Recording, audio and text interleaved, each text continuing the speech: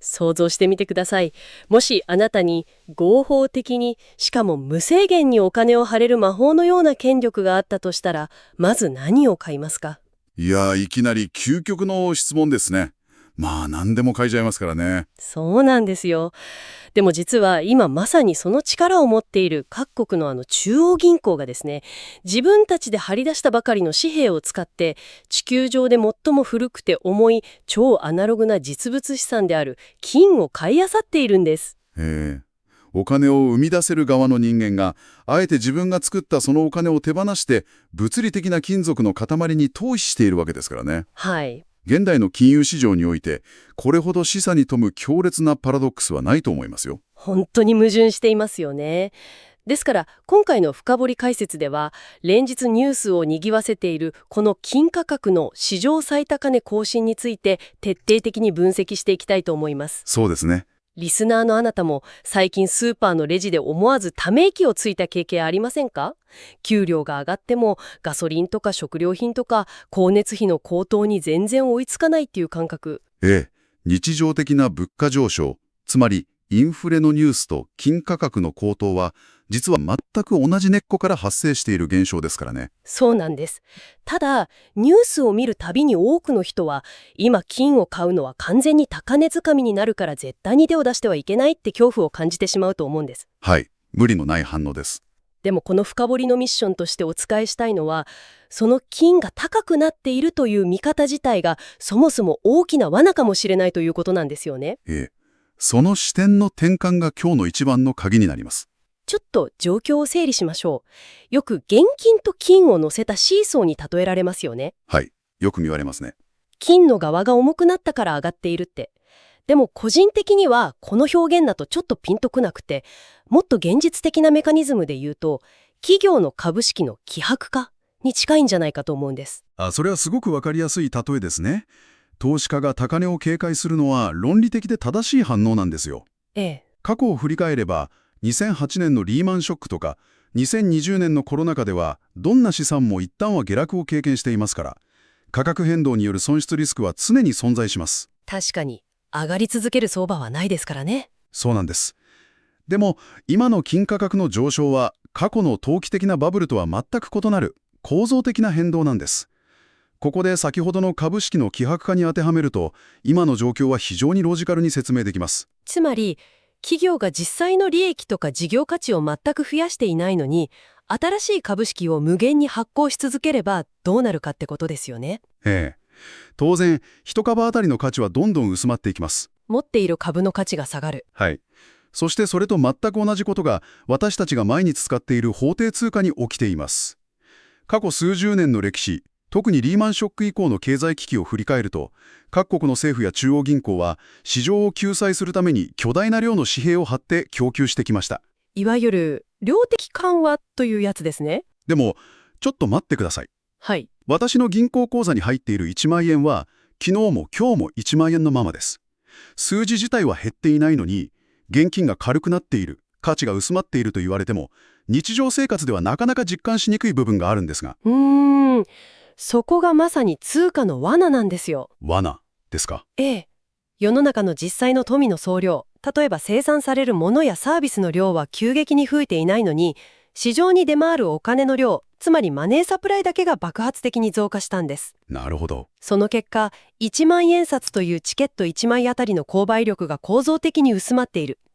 金価格が上がっているように見えるのは、純粋に金の価値が劇的に上がっているというより、現金の価値が静かにしかし確実に下がり続けている結果だと言えます。ということは、1万円札が増え続けた結果、相対的に金が値上がりしているように見えるだけということですね。そういうことです。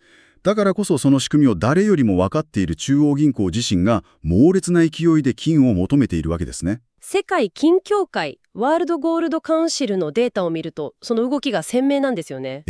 驚異的なデータです。2022年以降、各国中央銀行による金の年間購入量は過去50年で最高水準を更新し続けています。50年間で最高。すごい数字ですね。はい。これは目先の価格チャートを見て利益を出そうとする短期的な投機家の動きではありません。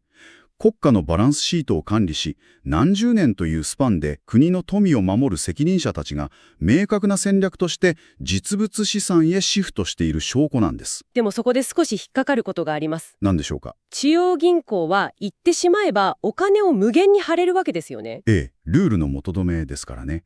仮に彼らの金への投資が失敗して価格が暴落しても、国というシステム自体は何とか生き延びられます。でも、私たち個人の投資家は違います。そうですね。なけなしの貯金をつぎ込んで金が暴落したら生活が破綻してしまいます。国家レベルの極端な動きをそのまま個人の資産防衛の戦略に当てはめて本当に大丈夫なんでしょうか。それは非常に鋭くかつ重要な疑問です。個人が国家と全く同じリスク許容度を持っていると勘違いしてはいけません。はい。国家が金を買うのは外貨準備の多様化や地政学的リスクへのヘッジが主目的です。でも個人にとっての金投資は購買力の保持、つまりインフレから自分の生活水準を守るための手段なんですね。なるほど。目的が違うってと。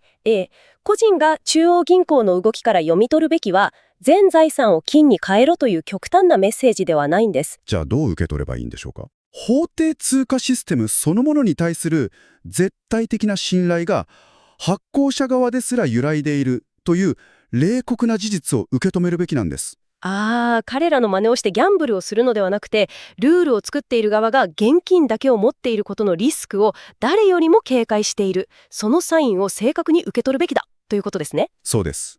そしてここから全体像、つまりビッグピクチャーにつなげると、一部の経済アナリストたちが提唱している通貨の再評価、カレンシーリバリエーションという避けられないシナリオが浮かび上がってきます。通貨の再評価。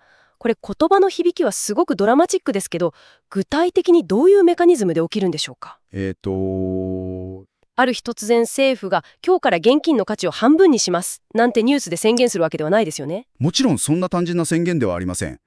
歴史的な前例、例えば1971年のニクソンショックを振り返るとメカニズムが分かりやすいです。ニクソンショックですか？はい。それまで米ドルは35ドルで1オンスの金と交換できるというブレットンウッズ体制によって価値が担保されていました。金本位制のようなものですね。そうです。しかしアメリカが戦争や経済対策のために過剰にドルを張りすぎた結果、保有している金の量と市場に出回るドルの発行量のバランスが完全に崩壊したんです。張りすぎたドルに対して裏付けとなる金が圧倒的に足りなくなってしまったと。その結果どうなったか。アメリカは突如としてドルと金の交換を停止すると発表し、ドルの価値は変動相場制へと移行しました。これが事実上の通貨の再評価です。なるほど。市場のメカニズムを通じて膨れ上がりすぎた通貨の価値が金などの限られた実物資産に対して強制的に測り直されたわけです。つまり法律や政府の発表でいきなり決まるというより、市場に溢れすぎた現金の量と地球上の金の限られた実物量との間でどうやっても計算が合わなくなる限界点が来るということですね。まさにそれです。膨れ上がった法定通貨と限られた実物資産のバランスを取るためには、現行の通貨がインフレによって劇的に価値を落とすか、あるいは金の価格が現在の水準から天文学的なレベルまで引き上げられるか。2つに1つしかない。はい。数学的にはそのプロセスを経ざるを得ません。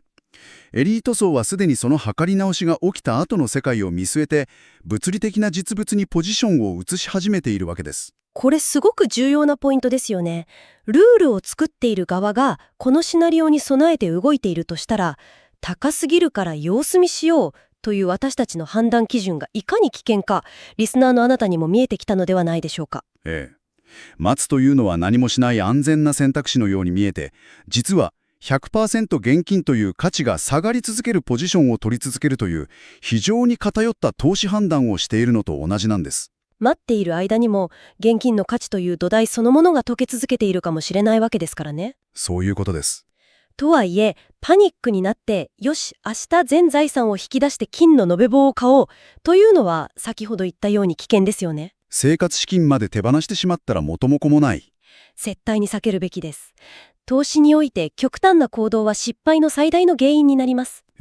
初心者が失敗を避けるための基本的な心構えとして、資産全体における適切な保有比率、いわゆるアセットアロケーションが鍵になります。具体的にはどれくらいが良いんでしょうか。一般的には全資産の 5% から 10% 程度を金で保有するのが保険として最も機能しやすいと言われています。5% から 10% ですか。では、その保険を今日から現実的に準備していくための具体的な第一歩は何でしょうか？はい。手元にある資料に基づくと、2つの具体的な手段が提案されていますね。1つが純金積み立て、もう1つが金 ETF です。そうですね。まず、純金積み立てですが、例えば、田中金属工業のような100以上の歴史を持つ信頼できる企業が提供しているサービスなら、毎月1000円という非常に少額からスタートできます。1000円ならお小遣い感覚で無理なく始められますね。はい。そしてもう一つ。すでに SBI 証券などのネット証券口座をお持ちであれば、金 ETF を活用するのが非常に合理的です。株と同じ感覚ですぐに取引できますから。ETF というと、わざわざ金の現物を買って自宅の金庫に隠すような手間がいらないわけですよね。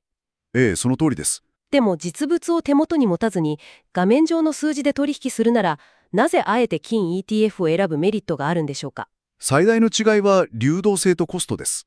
物理的な金貨やインゴットを店舗で買おうとすると、加工費や手数料といったプレミアムが市場価格に上乗せされますし、盗難などの保管リスクも発生します。確かに、家に金の延べ棒があったら気になって夜も眠れません。ですよね。しかし ETF であれば、現物の金の価格に連動しながら、株式と全く同じようにリアルタイムの市場価格で、しかも極めて低い手数料で売買が可能です。なるほど。市場が混乱した時にボタン一つですぐに現金化できる気力は危機管理において非常に強力な武器になります。コストを抑えつつ、いざという時の動きやすさを確保できるわけですね。でも、いくら1000円からとか手軽に買える ETF だと言われても、やっぱり自分が買った途端に相場が急落したらどうしようという高値掴みの恐怖心は吹き切れません。そこで力を発揮するのがドルコスト平均法による積み立て投資というメカニズムです。ドルコスト平均法。毎月定期的に同じ金額を買い続けるという投資の基本ですね。はい。金の価格が高い月には少ない量しか買わず、逆に価格が暴落して安い月には同じ金額でたくさんの量を買うことになります。これを機械的に長期間続けることで、全体の平均取得コストは自然と平準化されていきます。つまり、いつ買うべきかというタイミングを見極めるプレッシャーから完全に解放される仕組みなんですね。はい。まさにそれです。暴落したら暴落したで、今回はバーゲンセールでたくさん買えたと精神的な余裕を持てる。そうなんです。投資初心者が最も陥りやすいのは、恐怖心で安値の時に売り、焦りで高値の時に買ってしまうという感情的なミスです。やってしまいがちですよね。ドルコスト平均法は、そうした人間の感情や高値掴みへの恐怖をシステムとして排除するための、極めて論理的なリスク管理ツールと言えます。こうしてメカニズムを紐解いていくと全体像がクリアになってきました。私たちが日常のスーパーで感じる何でも高くなったなぁというため息は、実は中央銀行が供給しすぎたマネーサプライによる現金の希薄化という巨大な地殻変動のほんの表面的な一部に過ぎないんですね。はい。そしてその事実を誰よりも理解している通貨の発行者たちが、現在進行形で現金の価値の測り直し、通貨の再評価という未来に備えて、歴史的なスピードで実物資産である金を積み上げている。これが今の世界経済の現在地です。現金が静かに価値を失う中、知っているか知らないか、行動するかしないかが数年後の資産状況を別次元に変えてしまうという事実、リスナーの皆さんも実感していただけたのではないでしょうか。ええ。歴史の教訓が教えてくれるのは、システムの変化は静かに進行し、ある日突然表面化するということです。備えはシステムが平穏なうちにしかできません。おっしゃる通りですね。今回ご紹介した今すぐ1000円から始められる純金積み立てのサービスや ETF についての具体的なリンクは番組の説明欄、概要欄にも用意しておきます。あなたの一歩が未来の自分への最大の贈り物になるはずです。今日は非常に多角的にお金の本質を考えさせられるテーマでしたね。本当に。では最後に今回の議論からさらに一歩踏み込んだあなた自身に考えてみてほしい少し挑発的な問いを残したいと思います。はい。今日見てきたように世界中の金融システムを動かすエリートたちは今いくらでも作り出せるデジタルの数字や紙切れを捨てて5000年前から存在する重くてかさばるアナログな金属の金庫に逃げ込んでいるという事実を見てきました。そうですね。私たちは普段全てがデジタル化される未来へ向かっていると信じ込まされていますよね。 AI の進化とか仮想空間の拡大とか。ええ。デジタル化こそが進歩の証だという風潮があります。でも世界のトップが最もアナログな資産に価値を見出している。だとしたら私たちが今後本当に価値を持つべき資産やスキルも実はもっと手で触れられるアナログで物理的なものの中にあるのではないでしょうか。あなたはどう思いますか？テクノロジーが進化すればするほど、物理的な現実の価値が逆説的に高まっていく。これは非常に深く考えさせられる命題ですね。この問いがリスナーの皆さんの日常のニュースやお財布の中のお札の見方を少しでも変えるきっかけになれば嬉しいです。それではまた次回の深掘りでお会いしましょう。